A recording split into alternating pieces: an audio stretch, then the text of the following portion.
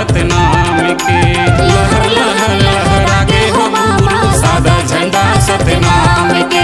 पहर पहर फहरागे हो बाबा सादा झंडा सतनाम के। आपकी आवाज ही आपकी पहचान है। यदि आप अपनी आवाज को एक नया आयाम देना चाहते हैं तो चले आइए मल्टी ट्रैक डिजिटल रिकॉर्डिंग के लिए AVM audio video studio Khamtarai Raipur. Mobile number 9301523929 और 7869646201।